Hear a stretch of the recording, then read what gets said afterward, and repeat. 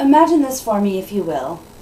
Late one evening, after enjoying a wonderful dinner with your family, you are driving home. Then all of a sudden, your vehicle is hit on the passenger side door.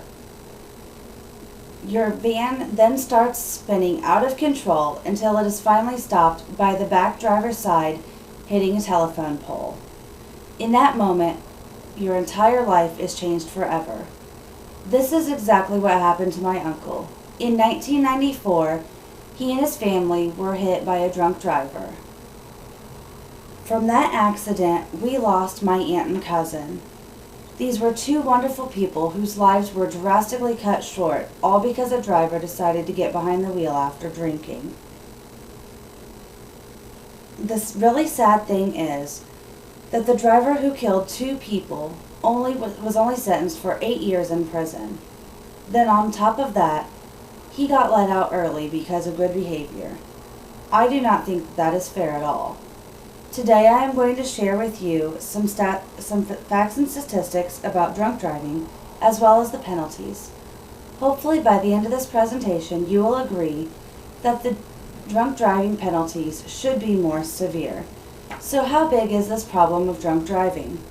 Well, based on a survey of 2,300 people aged 21 and over conducted for the Anheuser-Busch Company, 76% of those surveyed drink alcohol. When projected over the entire United States, that is almost 162 million people.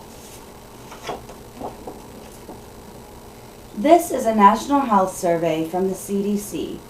38.8% of people do not drink.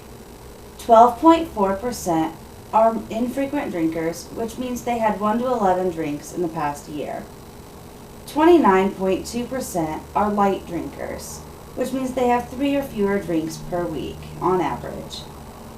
14.5% are moderate drinkers, which means that they have 4 to 14 drinks a week for males and 4 to 7 drinks a week for females on average.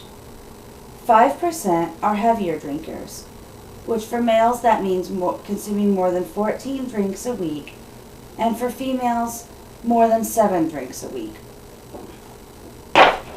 The drinking fatalities are on the decline, but according to the Department of Transportation, in 2008, 11,773 people were killed in alcohol-impaired driving crashes, accounting for nearly 1/3 of all traffic-related deaths in the United States.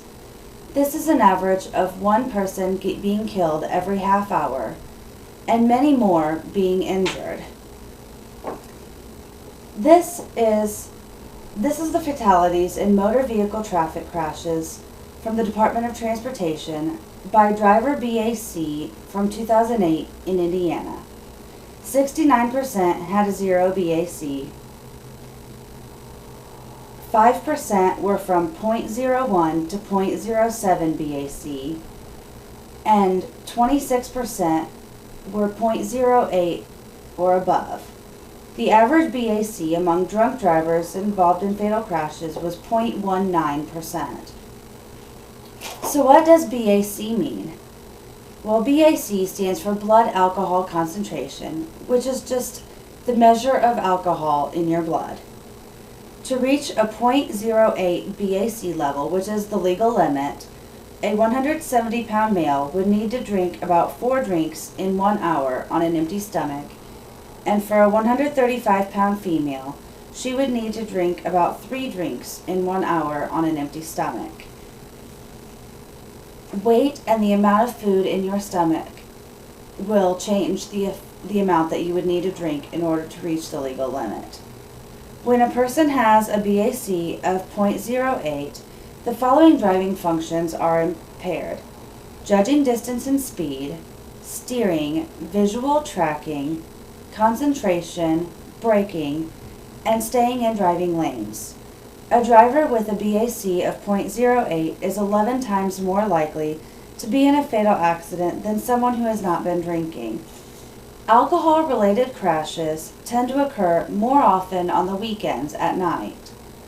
Statistics show that male drivers involved in fatal crashes are twice as likely to have consumed alcohol than female drivers. Alcohol involvement is the highest for males who are between the ages of 21 and 40. Now that we know some specifics about drunk driving, what happens if you are arrested for driving drunk? Well, in 2008, more than 1.4 million drivers were arrested for driving while under the influence of alcohol or narcotics. That is less than 1% of the 159 million self-reported episodes of alcohol impaired driving among the United States adults each year. All 50 states and the District of Columbia have a .08 BAC laws, which means it is illegal to drive a vehicle with a blood alcohol level of .08 or higher. They also have a zero tolerance policy, which means that it is illegal for anyone under the age of 21 to drive with a BAC of .02 or higher. Consequences for being caught drunk driving while intoxicated can include a fine, imprisonment, mandatory alcohol abuse treatment, or license suspension. About 1/3 of drivers arrested for DWI are repeat offenders, which this tells me that the punishments are not strict enough. People are still drinking and driving. Maybe if the punishments were more severe, people would not do it as much. There are things, however, that law enforcement are doing to try to help prevent drunk driving. One of these things are sobriety checkpoints, which are used in most states. What happens is officers restrict traffic flow in a designated area so they can check for signs of alcohol impairment. If they detect any sign of impairment, they can perform additional testing, such as field sobriety or breath analysis tests. Also, in 43 states, including Indiana, they use what is called ignition interlocks. What this means is they only allow repeat offenders to drive if their vehicles have been equipped with ignition interlocks. These devices analyze a driver's breath and disable the ignition if the driver has been drinking. How it works is the driver will blow into a breath analyzer, and if alcohol is present, the ignition will not start. If there is not, they are free to drive. As you can see, there are things that law enforcement is doing, but there are things that you can do too. Most importantly, if you want to drink, do not drive. Instead, you could have a designated driver or call a cab. To me, the consequences for drinking and driving are not worth the risk. I do not, however, believe that the punishments are severe enough, and according to the National Highway Traffic Safety Administration, almost 75% of Americans agree that penalties for drunk driving should be more severe. We are making progress, though. As the years go by, there are fewer deaths from drunk driving, but we still have a long way to go. Each of us need to do our part to help. I leave you with a question that I hope will make you think twice before drinking and driving. How would you feel if you were responsible for taking the lives of innocent people, all because you chose to drink and drive? Thank you.